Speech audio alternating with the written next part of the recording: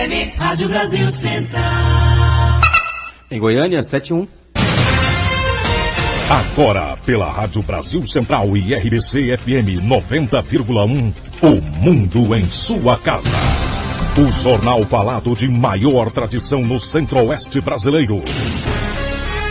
O Mundo em sua casa. A informação em cima do fato. Um mundo de notícias no começo do dia. O Mundo em sua casa tem a marca da Rádio Brasil Central e da RBC FM 90,1. Hoje é sexta-feira, dia 27 de abril de 2012. Bom dia, você ouvinte. Bom dia, Gil Bonfim. Bom dia, Karine Pinheiro. Bom dia a você que ouve o Mundo em sua casa.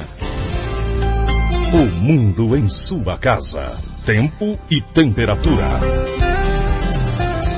A previsão do tempo para hoje em Goiânia é de céu encoberto com pancadas de chuva isoladas. A temperatura máxima pode chegar aos 28 graus. A umidade relativa do ar fica entre 95% e 50%. E neste momento os termômetros marcam 20 graus em Goiânia. E na edição de hoje de Mundo em sua casa, vamos discutir o mercado de trabalho. Aguarde, agora são 7:02. O Mundo em sua casa. Manchetes dos jornais brasileiros. O Globo, por 10-0, Supremo libera cota racial em universidade. Folha de São Paulo, STF diz que cotas raciais são legais. O estado de São Paulo, o governo quer que bancos dividam ganho com cliente. Correio Brasiliense, STF aprova o sistema de cotas para negros. Valor econômico, mesmo com economia fraca, a renda real tem forte avanço. Estado de Minas, cuidado com as armadilhas dos juros. Jornal do Comércio, o preço do feijão sobe 100% em 12 meses. 0 hora de Porto Alegre, Estado paga R$ 1.451 a magistério, mas não cumpre a lei do piso. Brasil Econômico, Caixa reduz taxa de administração dos fundos, novo alvo do governo. O Popular, cotas raciais são constitucionais. Diário da Manhã, Goiás vai exportar perigo, presos poderão ser transferidos. Agora são 7:04. O Mundo em sua casa. A política em Goiás. Por determinação do governador Marconi Perillo, a Secretaria da Fazenda antecipou o calendário de pagamento. Os servidores recebem os vencimentos hoje nas agências bancárias e não mais amanhã, como estava previsto. E o governador Marconi Perillo sancionou a database dos servidores públicos do Estado, que concede reajuste de quase 10% para a categoria.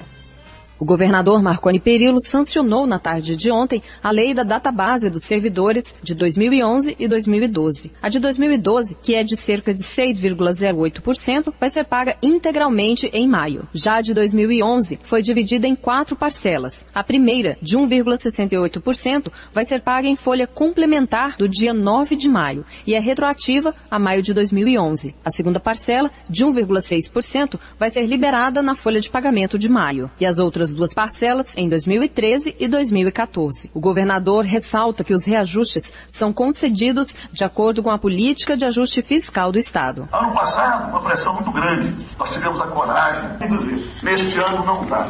Nós não temos dinheiro, precisamos fazer o ajuste fiscal. Se não cumprirmos a lei de responsabilidade fiscal, sofreremos sanções sérias. Se nós não tivéssemos feito o que fizemos no ano passado, nós não teríamos solução para a selva, nós não teríamos solução para o IPASO, nós não teríamos solução para o IQER, nós não teríamos solução para os graves problemas do Estado e nem tampouco para os servidores. A última palavra desse governo é atrasar o pagamento de funcionários. Prioridade número 1 é pagamento de salários.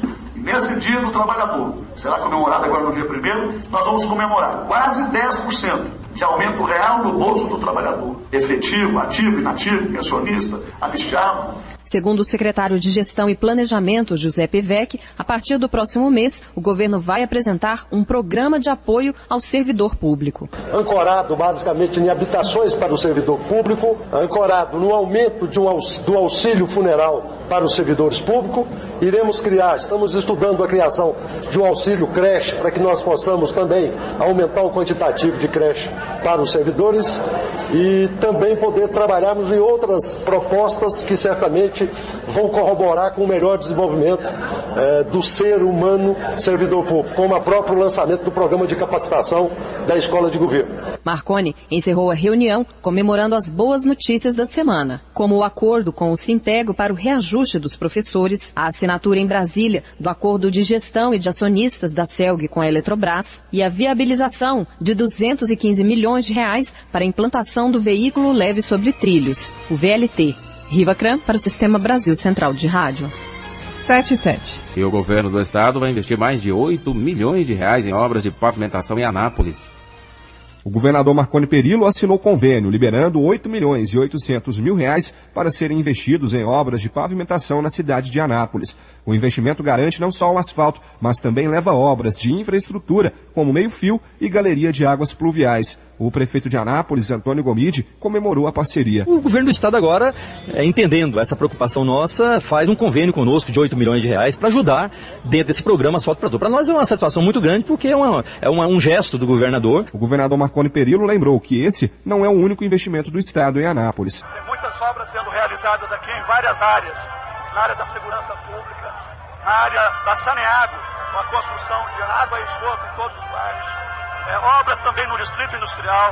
Estamos agora terminando a licitação da construção do Centro de Recuperação de Menores Infratores, a construção do novo presídio, a construção do Centro de Convenções da cidade de Anápolis, a conclusão da construção da rodovia entre Anápolis e Gameleira, a reconstrução da rodovia entre Anápolis e Nerópolis e agora, graças a Deus, uma parceria com a Prefeitura de Anápolis, com o prefeito Antônio Roberto, para concluirmos a pavimentação em todos os bairros, em todas as ruas da cidade de Anápolis. Isso é muito importante. Serão contemplados os bairros Itamaraty, Frei Eustáquio, Parque dos Pirineus, Granville, Jardins Mariana e Primavera. Cerca de 15 mil pessoas devem ser beneficiadas. Paulo Henrique Santos para o Sistema Brasil Central de Rádio.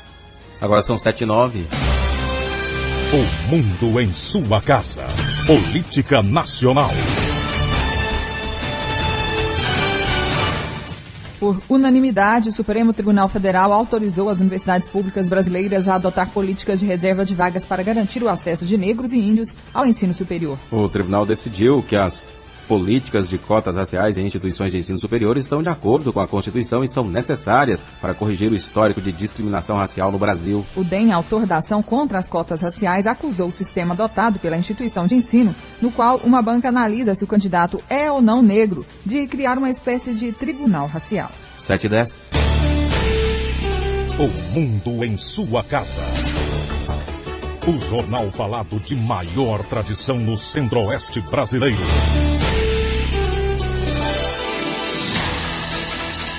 A Polícia Civil de Goiás apresenta logo mais às 9h30 da manhã os 4 dos 5 acusados de assassinar Michele Muniz do Carmo. A vítima, filha do deputado estadual Luiz Carlos do Carmo, foi morta na madrugada do último sábado, dia 21, na Avenida T63, no setor Bueno, em Goiânia. E o boletim médico divulgado pelo Hospital Sírio-Libanês no começo da noite de ontem informa que o cantor Pedro Leonardo, de 24 anos, foi internado por volta das 5 horas da tarde no local, com quadro estável do ponto de vista cardiovascular, neurológico e respiratório. Os médicos disseram ainda que o traslado entre Goiânia e São Paulo em avião com UTI não apresentou complicações. 7:10. A seguir você confere as notícias do esporte. O mundo em sua casa tem a marca da Rádio Brasil Central e da RBC FM 90,1.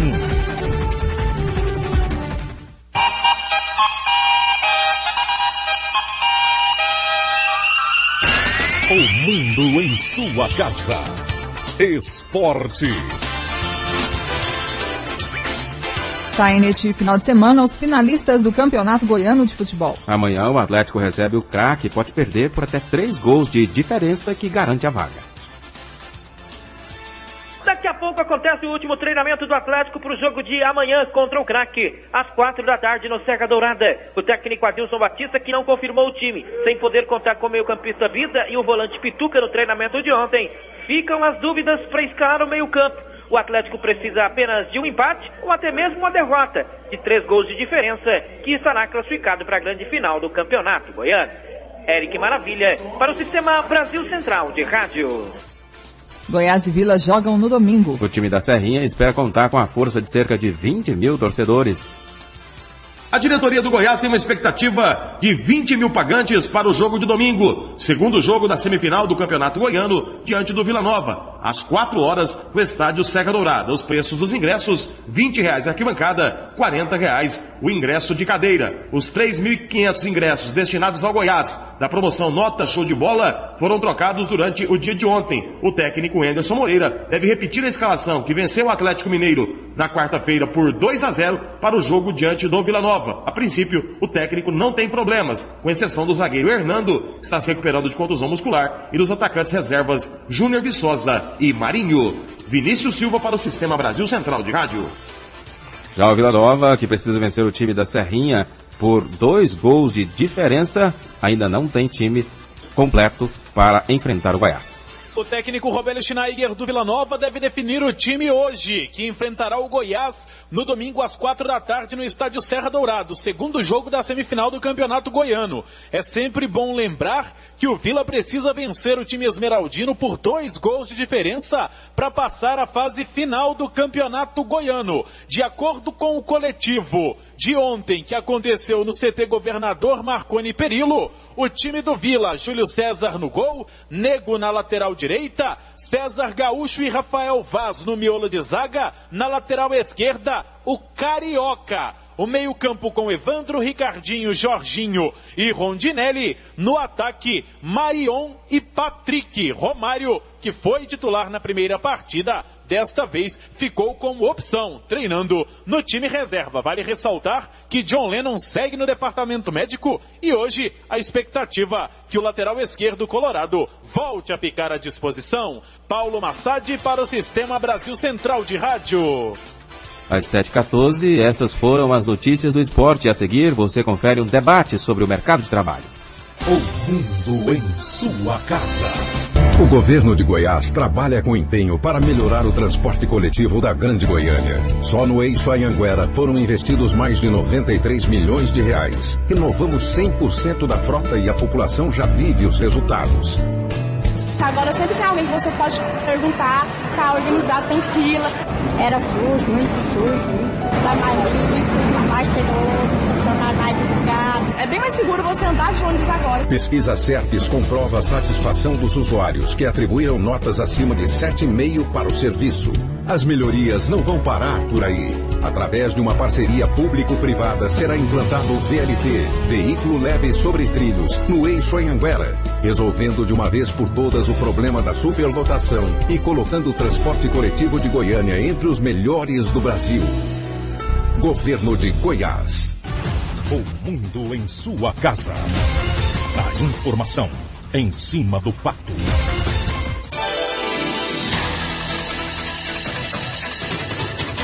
No próximo dia 1º de maio, comemoramos o Dia do Trabalhador. E poucas pessoas sabem como surgiu a comemoração. A história do Dia do Trabalho remonta ao ano de 1886, na industrializada cidade de Chicago, nos Estados Unidos. No dia 1º de maio daquele ano, milhares de pessoas foram às ruas reivindicar melhores condições de trabalho, entre elas a redução da jornada de 13 para 8 horas diárias. Neste mesmo dia, ocorreu nos Estados Unidos uma grande greve geral dos trabalhadores. 2 dias após os acontecimentos, um conflito envolvendo policiais e trabalhadores provocou a morte de alguns manifestantes. Foram dias marcantes na história da luta dos trabalhadores por melhores condições de trabalho. Para homenagear aqueles que morreram nos conflitos, a Segunda Internacional Socialista, ocorrida na capital francesa em 20 de junho de 1889, criou o Dia Mundial do Trabalho, que seria comemorado em 1º de maio de cada ano. Aqui no Brasil existem relatos de que a data é comemorada desde o ano de 1895, mas somente em setembro de 1925 que esta data tornou-se oficial após a criação de um decreto do então presidente Arthur Bernardes. Os conflitos e a dinâmica do mercado de trabalho mudaram ao longo dos anos,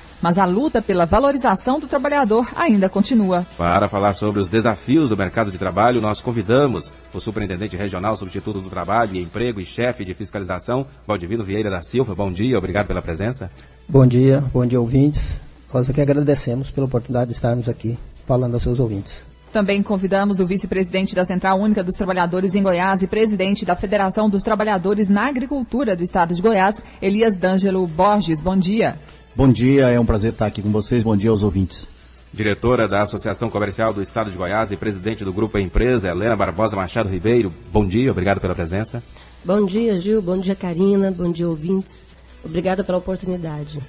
E estamos vivendo um momento único na história do Brasil, já que o desemprego está numa baixa histórica e as empresas continuam contratando. No mercado de trabalho sobram vagas, é o atestado de que a economia vai bem. Mas muitos trabalhadores não conseguem emprego por não terem a capacitação exigida pela empresa. A falta de qualificação profissional é a principal dificuldade para o preenchimento de vagas de trabalho em Goiás. Vamos ouvir a reportagem de Heloísa Amaral e aí voltamos para debatermos. Dados do Anuário do Sistema Público de Emprego, Trabalho e Renda, elaborado pelo Ministério do Trabalho e Emprego e pelo DIEESE, apontam que apenas a região Sudeste tem maioria de trabalhadores com ensino médio completo. O problema é maior entre os trabalhadores com idade superior a 40 anos. Em Goiás, as deficiências na formação educacional fazem com que faltem trabalhadores para diversas funções, sobretudo na construção civil, impulsionada principalmente na capital pelos lançamentos imobiliários. A saída, segundo o gerente de educação profissional do Senai, Ítalo de Lima, é oferecer cursos gratuitos de qualificação. Mesmo assim, o interesse é pequeno por parte do trabalhador, que, de acordo com Ítalo, tem preconceito com relação às funções desempenhadas na construção civil. Tem algumas questões,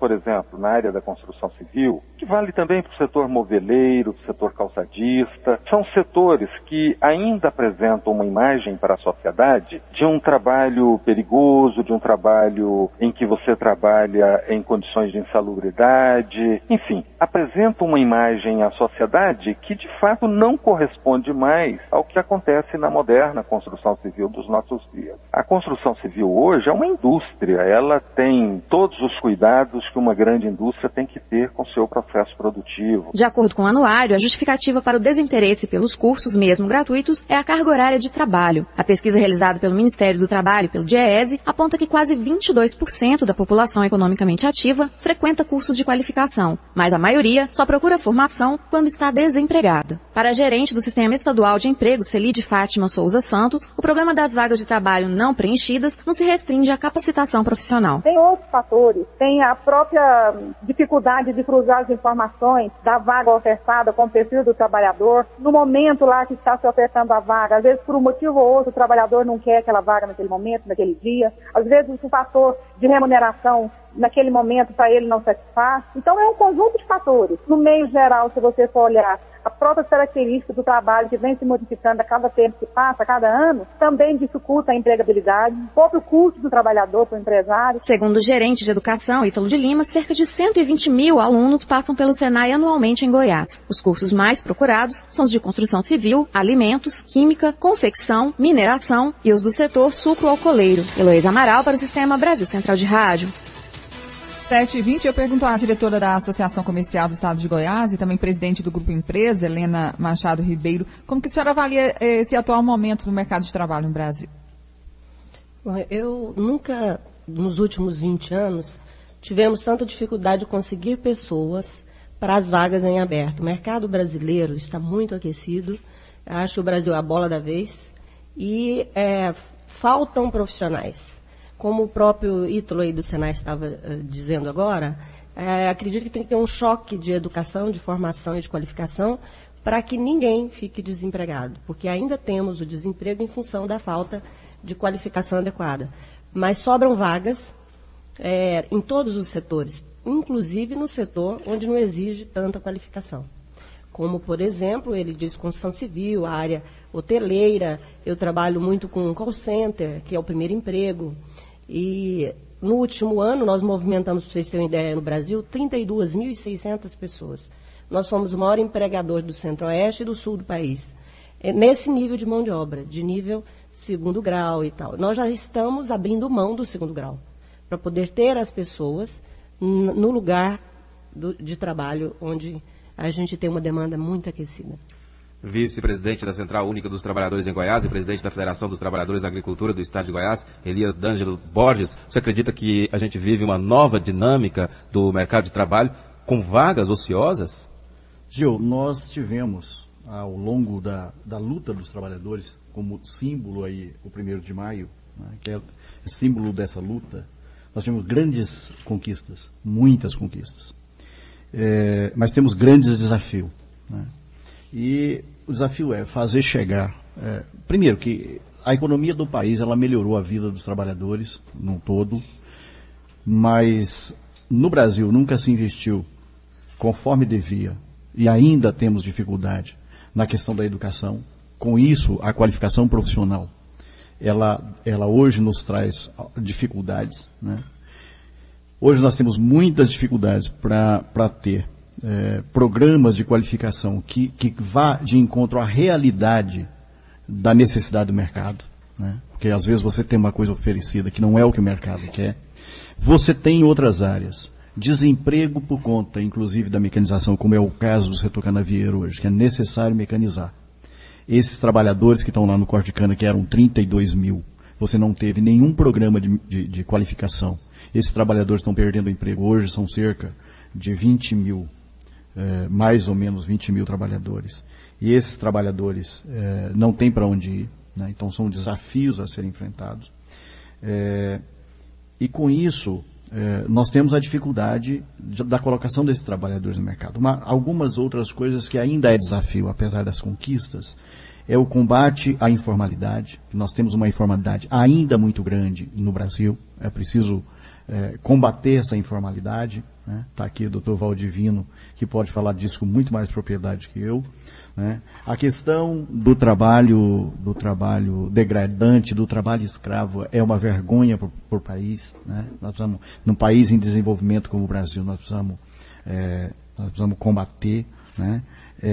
Então, eu acho que, apesar de todas as conquistas, nós temos hoje, tanto do lado empresarial, que necessita do trabalhador qualificado, quanto da nossa parte, da parte dos trabalhadores, a necessidade de melhorar em muitas coisas, uma delas a questão da qualificação profissional, da educação, né, de ter uma educação que realmente responda à necessidade dos trabalhadores e do Brasil em desenvolvimento. Superintendente Regional Substituto do Trabalho, também chefe de fiscalização, Valdivino Vieira da Silva. O que acontece? O Brasil ele não se preparou para esse bom momento da economia? A conclusão lógica que podemos chegar nesse momento histórico que vivemos é que, na realidade, o Brasil não se preparou para isso.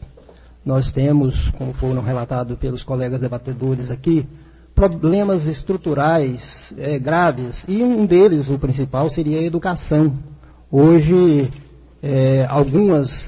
algumas iniciativas se vê no sentido de melhor qualificação do trabalhador, porque na realidade nos preocupa não só a quantidade de empregos, mas também a qualidade desses empregos, né?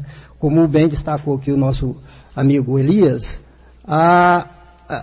não se pode conviver na sociedade de hoje com a degradação do trabalho, né?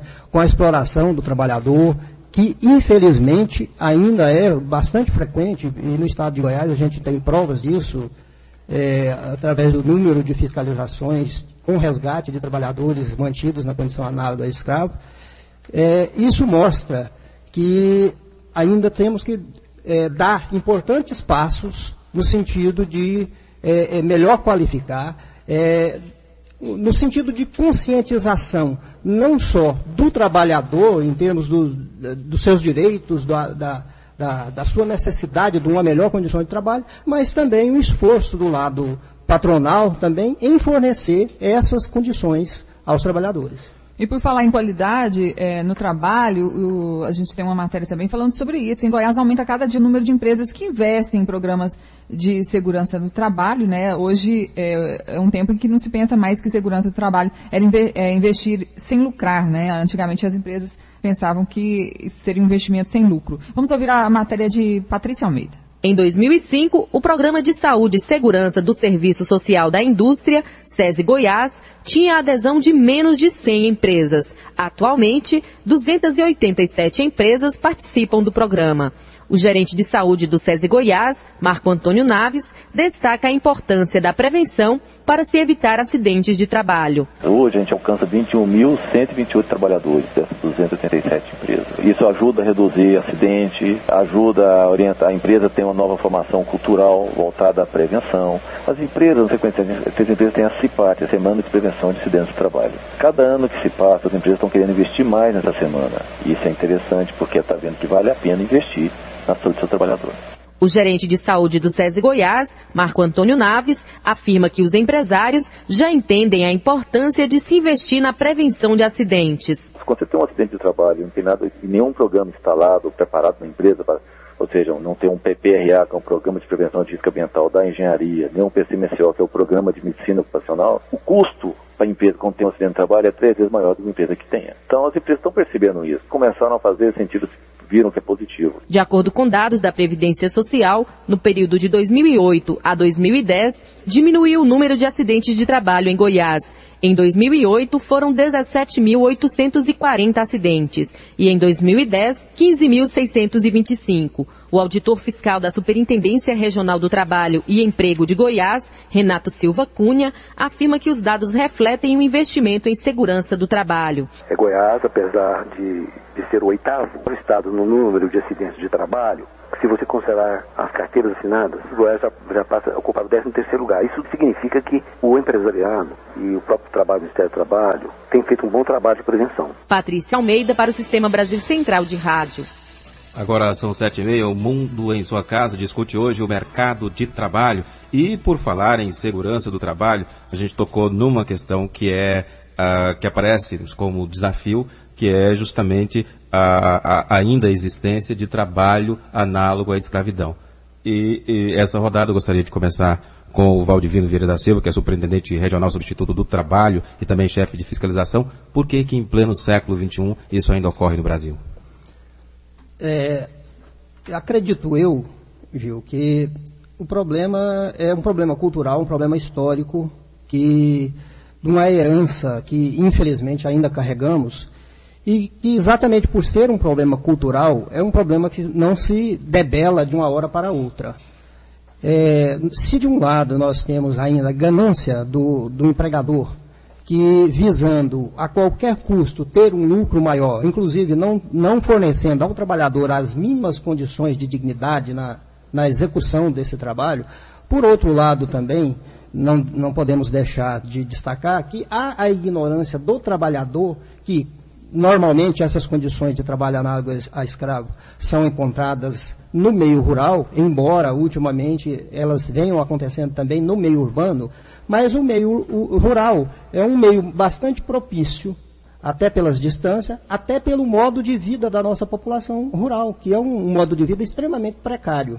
Então, aliada essa condição cultural com o desejo de um lucro maior, né, e consequentemente, nenhum tipo de respeito ao direito do cidadão, é que ainda a gente encontra, e no estado de Goiás não é diferente do resto do Brasil, vários e vários casos de exploração do trabalhador na condição análoga de escravo. Você que é chefe de fiscalização da Superintendência Regional do Trabalho, os mecanismos existentes são suficientes para coibir essa prática?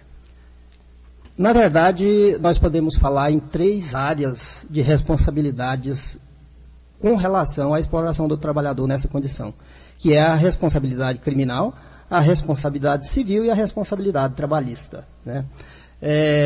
Do lado da responsabilidade trabalhista, cabe ao Ministério do Trabalho a apuração dessas irregularidades. E isso nós temos feito de maneira sistemática, haja visto que no estado de Goiás, nenhuma denúncia que foi feita nos últimos 3 anos, que a gente está à frente da chefia de fiscalização, deixou de ser apurada. E foram centenas e centenas de autos de infração lavrados, centenas de trabalhadores resgatados dessa condição. Do lado da responsabilidade criminal, embora esteja previsto lá no Código Penal, no artigo 149, a tipificação do crime, né, de exploração do trabalho, análogo à condição de escravo, nós não temos notícia no estado de Goiás de nenhuma condenação criminal. Mesmo porque, como se exige-se um inquérito para que seja aberta uma ação criminal, consequentemente a condenação dos exploradores dessa forma de trabalho, ainda se peca muito nessa apuração.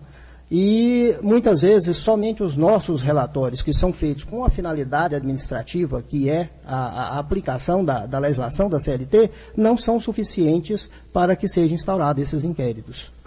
Eu vou perguntar ao vice-presidente da CUT, ele que também é presidente da Federação dos Trabalhadores na Agricultura do Estado de Goiás, e é no campo, né, geralmente, que se vê mais condições análogas à escravidão. Por que, do ponto de vista do trabalhador, por que ele se submete a um trabalho nesse regime, já que a gente falou no início desse debate que sobram vagas, né? Em tese, ele poderia escolher um emprego mais digno, mas por que ele se submete a esse tipo de trabalho? Primeiro que esse tipo de trabalhador, normalmente, ele não tem nenhuma qualificação. Ele é, na maioria das vezes, analfabeto ou semi-analfabeto. Como é no campo, isso é muito, muito normal, quer dizer, não é normal, mas é muito frequente, né? E é no campo que estão a maioria das pessoas que não têm qualificação, que não têm estudo, né? E com isso, hoje ele está perdendo também, porque com a modernização da atividade no campo, ele acaba perdendo essa vaga, né? Mas, assim, então com isso ele acaba se submetendo. A outra coisa é que, quando ele vai ser escravo, ele não sabe, né? Ele vai pensando, imaginando uma coisa e chega lá é outra coisa. E ele não tem como sair disso, né? Então esse é um problema. E agora, Goiás tem sido, assim, tem sido muito assíduo a ação, tanto do movimento social, principalmente no campo, na ação para combater, quanto do Ministério do Trabalho, apesar de que eu quero aqui falar da dificuldade, né, que temos, porque aí eu posso dizer isso, que conheço isso, a dificuldade que temos de estrutura da Superintendência Regional do Trabalho, né, por falta de auditores, por falta de equipamentos e tal, em fazer esse trabalho com maior qualidade. Então nós temos a dificuldade disso. E uma outra coisa importante que a gente, falando aqui disso, que a gente precisa fazer para resolver essa questão do trabalho análogo a escravo, trabalho escravo, é a questão da punição. E punição tem que mexer no bolso, tem que penalizar, tem que ter cadeia. Enquanto não tiver, nós vamos continuar combatendo. Pagar multa é fácil. Eu pago multa e volto a ter a mesma prática daqui a pouco. Então é preciso, para combater o trabalho escravo, é preciso que a sociedade tenha consciência do mal que é isso, é preciso que o governo compreenda a necessidade de ter uma estrutura que consiga combater isso, né? E é preciso que a justiça compreenda a necessidade de punir os responsáveis por isso. Enquanto a gente não tiver isso no Brasil, nós vamos continuar fazendo fiscalização, vamos continuar tendo multa, vamos continuar tendo reincidência de trabalho escravo no Brasil. Helena Barbosa Machado Ribeiro, diretora da Associação Comercial do Estado de Goiás e presidente do Grupo Empresa. Essa situação de trabalho análogo à escravidão acontece mais no campo. Nas cidades, a gente percebe, como na matéria da Patrícia Almeida, um investimento na questão da segurança do trabalho. Como é que as empresas lidam com esse papel de, ao mesmo tempo, proporcionar melhores condições de trabalho e melhor qualidade de vida também para o trabalhador? Então, em função da alta competitividade, na busca dessas pessoas e do melhor trabalhador, o mais qualificado, as empresas se veem impulsionadas a investir nisso. Hoje, a indústria da construção civil, por exemplo, ela investe não só em segurança do trabalho, mas também na educação básica de seus trabalhadores. E aí, assim como os meus amigos aqui debatedores disseram, ainda existem condições que acredito tanto o empresariado, quanto o Ministério do Trabalho, quanto toda a sociedade precisa se juntar para combater essas condições, mas também temos que não deixar de ver o lado otimista e oportuno de trazer essas pessoas que não têm emprego, que estão em condições de subemprego, para uma condição muito melhor, porque a oferta existe. Vivemos um paradoxo entre sobram vagas e faltam trabalhadores qualificados. Então é muito oportuno, é um momento que eu vejo com de muito otimismo, e ao mesmo tempo, como empresária, nós vivemos uma situação de muita dificuldade para ter essa mão de obra. Então, acho que cada vez mais temos que trabalhar na retenção e na qualificação dessas pessoas para mantê-las no emprego. 7h39, a gente vai para um breve intervalo comercial. O mundo em sua casa. Se a sua empresa busca reconhecimento, anuncie em uma emissora de credibilidade. Rádio Brasil Central 1270, AM, ondas curtas e tropicais. A certeza de resultado. Qualidade com alcance em todo o território nacional. Ligue 3201-7686. Rádio Brasil Central. Comunicando com o mundo. O mundo em sua casa. O jornal falado de maior tradição no Centro-Oeste brasileiro. Agora são 7h40, o Mundo em Sua Casa discute hoje o mercado de trabalho. Aqui estamos recebendo o superintendente regional, substituto do Trabalho e Emprego e chefe de fiscalização, Valdivino Vieira da Silva, também o vice-presidente da Central Única dos Trabalhadores em Goiás e presidente da Federação dos Trabalhadores na Agricultura do Estado de Goiás, Elias D'Angelo Borges, e a diretora da Associação Comercial do Estado de Goiás e presidente do Grupo Empresa, Helena Barbosa Machado Ribeiro. Carinho. E uma das reivindicações que motivaram a manifestação que deu origem ao Dia do Trabalhador foi a redução da jornada de trabalho. Este assunto é polêmico até hoje e divide opiniões. Está em tramitação desde 1995 no Congresso Nacional projeto de lei que prevê a redução da jornada semanal de trabalho de 44 para 40 horas, além do aumento da hora extra de 50% para 75%. A proposta é defendida pelo Departamento Intersindical de Estatística e Estudos Socioeconômicos. De acordo com Leila Brito, do DIEESE, se for aprovado, o projeto vai contribuir na geração de emprego, além de proporcionar mais qualidade de vida para o trabalhador. Uma das questões é que, reduzindo a jornada, há mais oportunidade de vagas para quem não está inserido no mercado de trabalho. Né? Esse é um dos elementos. A outra condição importante, que hoje é uma demanda geral, tanto dos empresários quanto dos trabalhadores, é a questão da qualificação profissional. Na condição que se tem hoje, né, de 44 horas semanais, não há praticamente disponibilidade para que o trabalhador se qualifique. Mas o projeto encontra resistência, principalmente entre o setor produtivo. De acordo com Rafael Lara Martins, presidente do Instituto Goiano de Direito do Trabalho e membro da Confederação Nacional da Indústria, a CNI, a proposta não é viável para ser aplicada no Brasil. A luta pela redução da jornada de trabalho é uma luta que ela vem acontecendo pelos trabalhadores há algum tempo já. Entretanto, a realidade econômica, a realidade laboral do país demonstra que o país ainda não está preparado para aceitar essa jornada reduzida, para poder conviver com essa jornada reduzida. A classe empresária, ela certamente vai sofrer muito, e o empresário, que hoje é o motor do país, ele pode enfrentar até dificuldades de existência caso uma jornada dessa venha a ser efetivamente reduzida. Para ser aprovada, a proposta de emenda constitucional precisa ser votada em 2 turnos na Câmara dos Deputados e no Senado. Paulo Henrique Santos, para o Sistema Brasil Central de Rádio. Vice-presidente da CUT, Elias D'Angelo Borges, para os trabalhadores, por que se deve reduzir a jornada? Bom, acho que primeiro é que existe ainda uma utilização dessa jornada maior do que o permitido, né? Nós temos tem uma geração de horas extras ainda muito grande. E a outra coisa é o que foi colocado, inclusive, pela Leila, que eu acho que é preciso que você tenha no Brasil, hoje é necessário, inclusive, que tenha tempo até para se qualificar, né? Então, além da questão da abertura de vagas, né? Porque hoje no Brasil o problema não é que tem...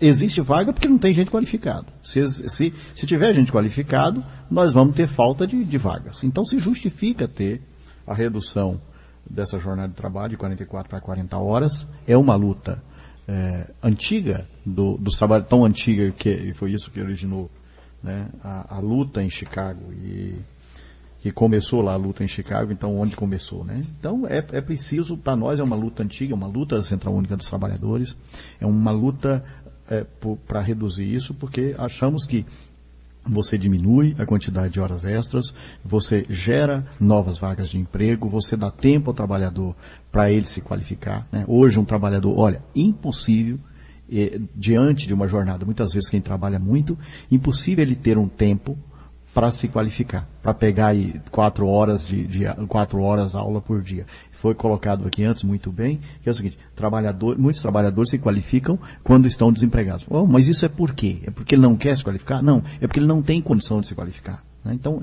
eu acho que isso, ele não tem tempo para isso. Então, se justifica na nossa concepção, na concepção da Central Única dos Trabalhadores, a redução da jornada de trabalho. Helena Barbosa Machado Ribeiro, diretora da Associação Comercial do Estado de Goiás e presidente do Grupo Empresa. Qual que é a posição do setor empresarial sobre a redução da jornada de 44 para 40 horas? Bom, eu particularmente, e também acredito que a maior parte dos empresários, especialmente os pequenos e médios, acreditamos que a padronização da redução da carga horária só vai prejudicar e vai contra um avanço necessário nesse momento de desenvolvimento único no Brasil.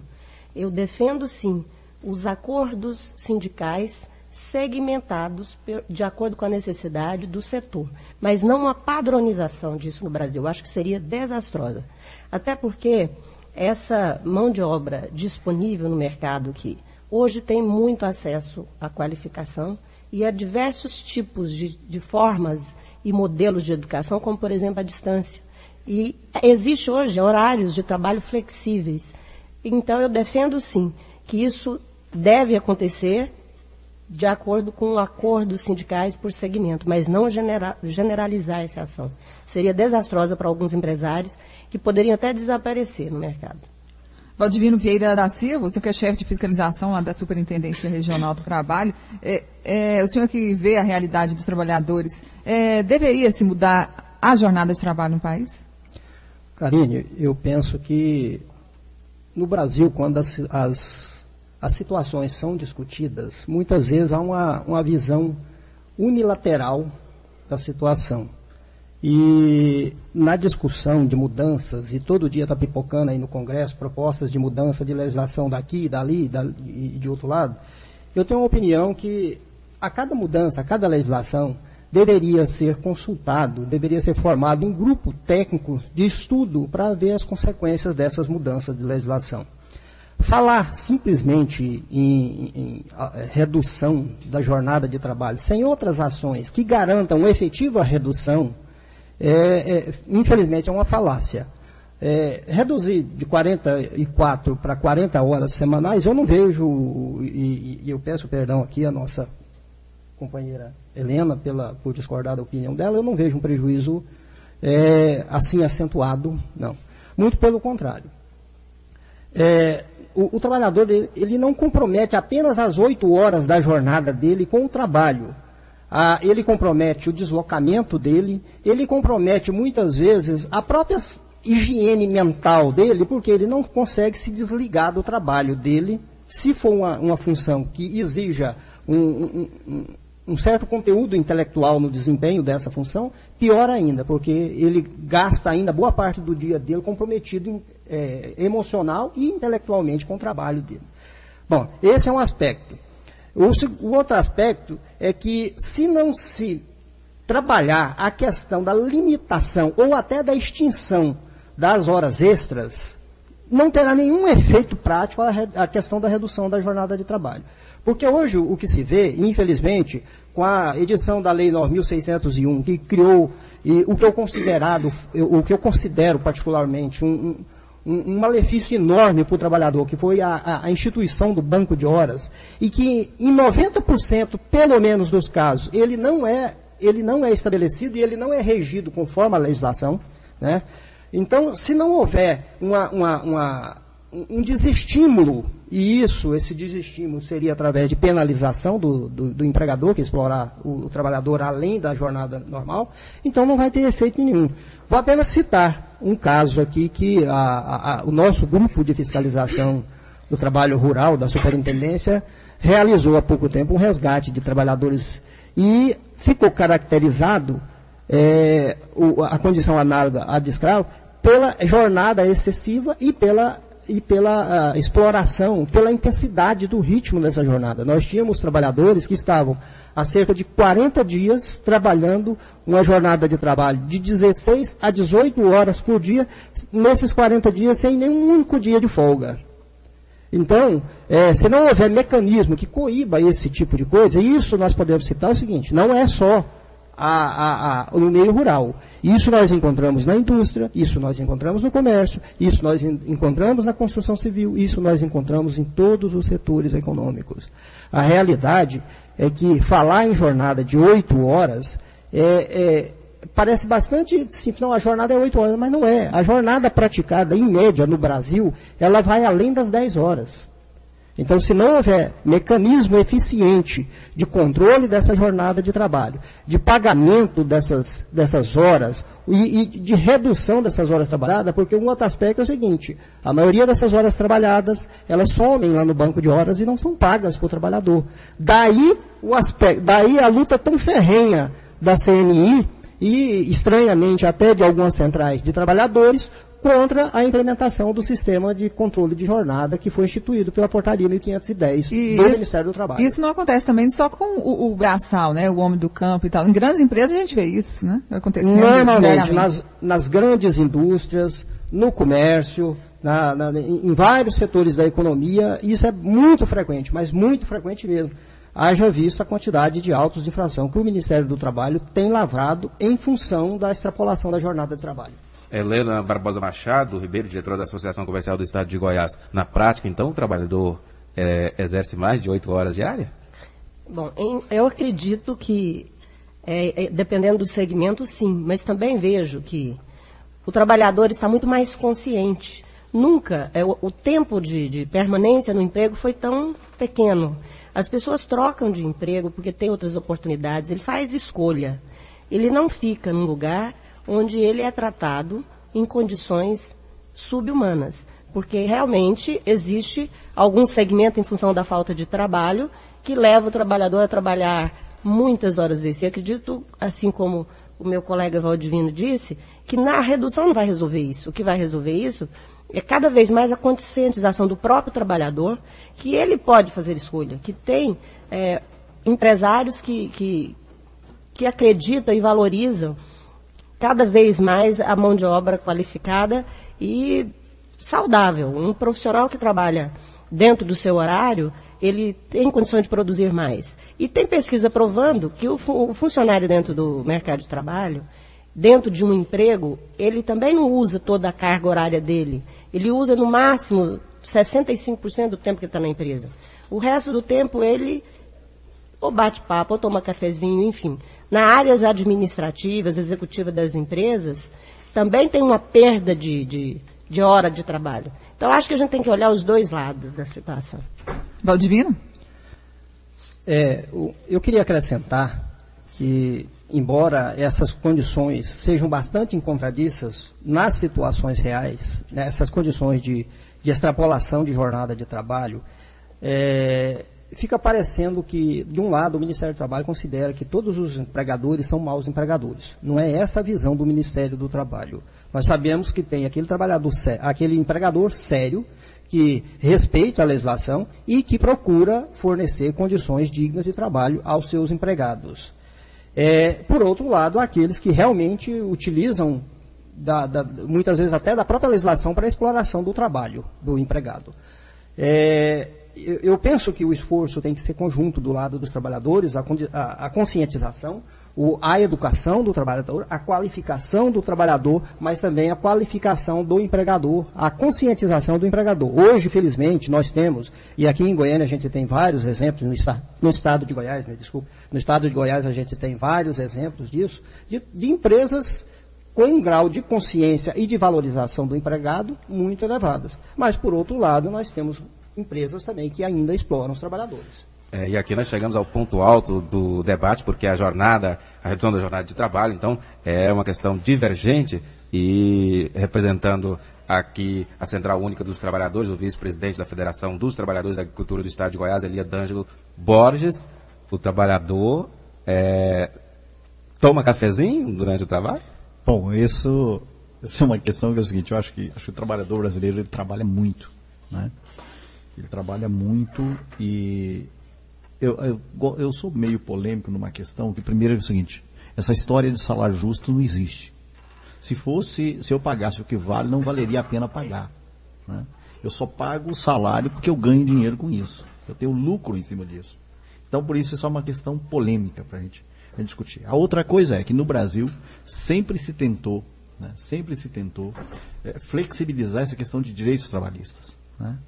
Uma dessas questões é o que o Valdivino coloca aqui, né? Por exemplo, a questão do banco de horas. O trabalhador não tem nada a ganhar com isso. Por que se implanta, por que se quer implantar banco de horas? Aí nisso a classe trabalhadora diante de toda a dificuldade, ainda teve uma vitória que é o quê? Um banco de horas só pode ser implantado de acordo à convenção e a convenção coletiva, acordo ou convenção coletiva, né? Mas nisso a gente tenta segurar o máximo e, pelo menos em alguns setores, a gente não negocia, né? Para não prejudicar o trabalhador, porque o que é isso? Na verdade é ter mais horas extras, mas compensar essas horas, né? Num dia que eu não preciso tanto dele, que é um dia que tem menos atividade a empresa, essa coisa toda. Então, por isso, é necessário a redução da jornada de trabalho, é necessário criar outras vagas para que a gente possa ter uma diminuição, apesar de que o que o Valdivino coloca é muito correto, que a gente reduzindo a jornada, a gente não resolve a questão das horas extras, mas na nossa concepção é necessário. Falando em horas extras, há uma nova resolução, uma nova determinação de que o trabalho realizado em casa, online, ele deve contar como efeito, de carga horária trabalhada. Como é que o setor empresarial vê isso? Com a Helena Machado, que é diretora da Associação Comercial do Estado de Goiás. Olha, todas as pessoas hoje, em todos os níveis, cada vez mais em todos os níveis, têm acesso à tecnologia que lhe dá o dia inteiro, em qualquer lugar que esteja, seja via telefone ou via internet, acesso a redes sociais, acesso a e-mails. E a gente não pode proibir que a pessoa tenha essa liberdade de responder ou de fazer o seu e-mail na hora que lhe convier. Eu acho que isso tem que ser livre dentro da empresa e acho que essa questão de a pessoa responder o e-mail em casa na hora que ele quiser, ele está configurando que ele está fazendo uma hora extra, eu acho que isso é muito polêmico, sim, porque nem sempre é assim que acontece, nem sempre é isso. Eu acho que hoje a pessoa está ligada o tempo inteiro nisso, as pessoas não conseguem se desligar, a gente vê isso em todos os níveis, nível médio, nível executivo, não é só o executivo. E acredito que isso já tem legislação que derruba isso aí, porque realmente não faz muito sentido. Com o avanço da tecnologia, as pessoas estão mais livres para fazer o que quiser. Vamos ouvir uma matéria sobre o assunto com Lorena Borges.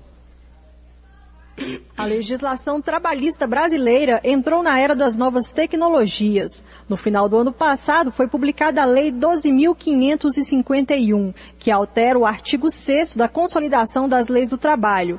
Este agora passa a falar também sobre o teletrabalho.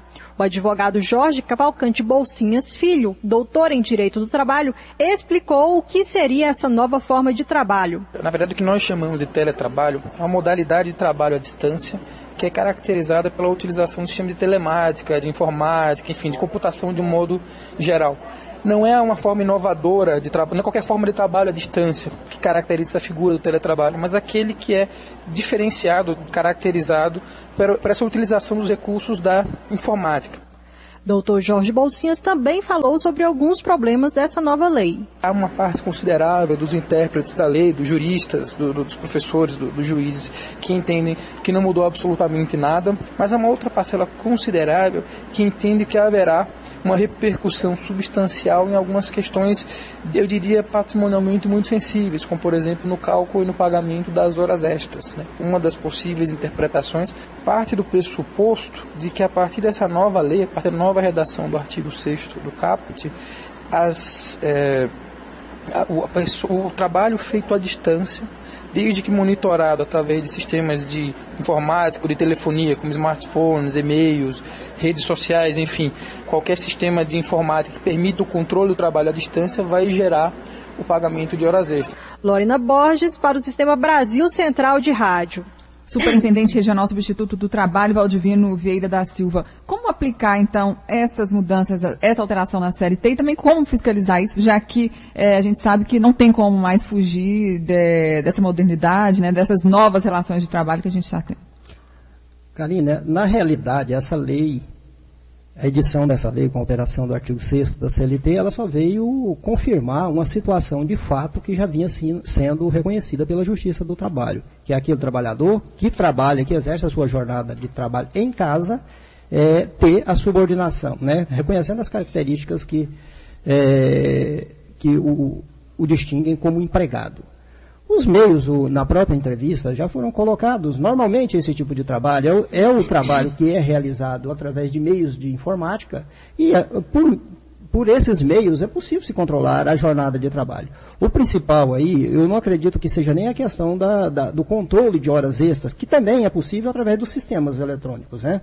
Mas a própria definição do contrato de trabalho, né? E se retirar dessa situação qualquer dúvida que possa permear a existência desse contrato de trabalho.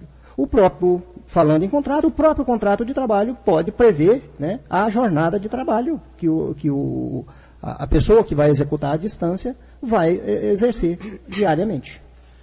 Elias D'Angelo Borges, como o trabalhador cobra isso, ou pode cobrar isso? Bom, primeiro que eu acho que existem duas situações, não ferindo a liberdade dele. Porque ele tem liberdade para trabalhar em casa, e de repente é uma coisa que não foi ordenado a fazer, não recebeu ordem para isso. Mas acho que uma é essa situação, e eu me calo diante disso, né? Agora, a outra coisa é, olha, você tem um trabalho e é preciso fazer, a minha jornada aqui não deu, eu levo para casa para fazer. Você precisa fazer, amanhã eu quero. Eu preciso disso. A outra coisa é, eu sou chefe, estou em casa, ligo fulano, olha, tem uma resposta tal, um problema tal que você precisa resolver, né?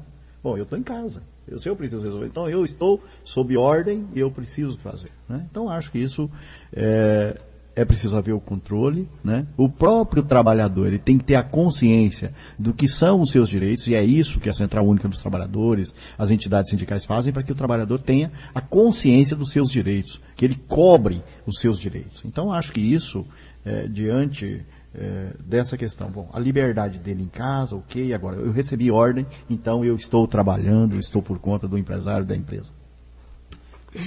Helena Barbosa Machado, o setor empresarial está disposto a reconhecer esse trabalho feito online? Então, primeiro eu queria dizer que a visão que eu acredito que a nossa legislação tem é que os empregados não são capazes.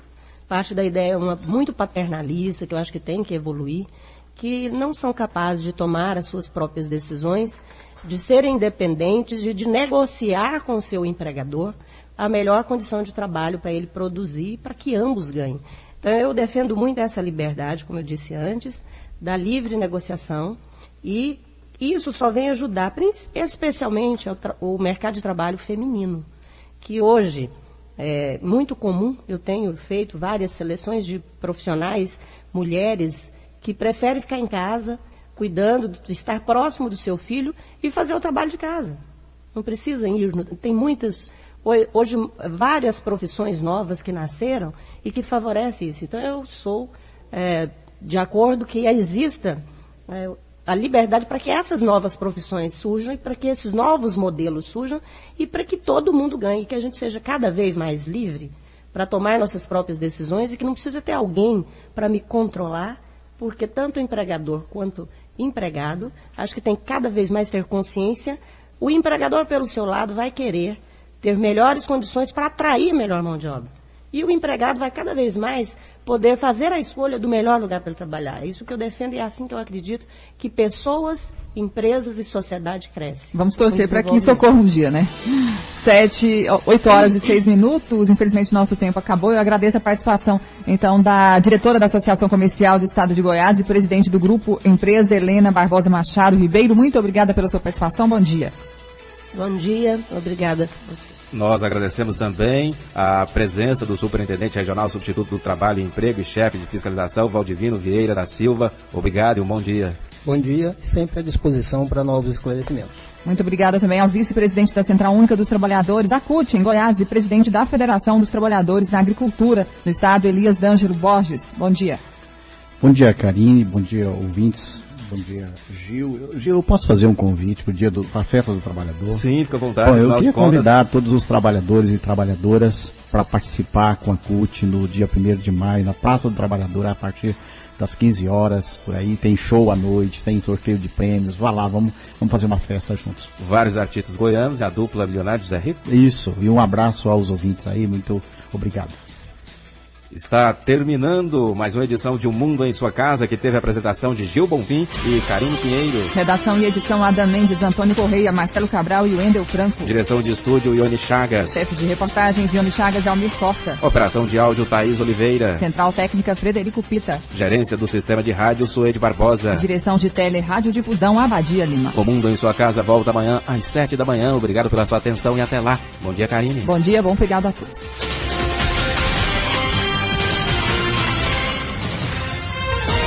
Este foi, pela Rádio Brasil Central e RBC FM 90,1, O Mundo em Sua Casa. O jornal falado de maior tradição no Centro-Oeste brasileiro. O Mundo em Sua Casa.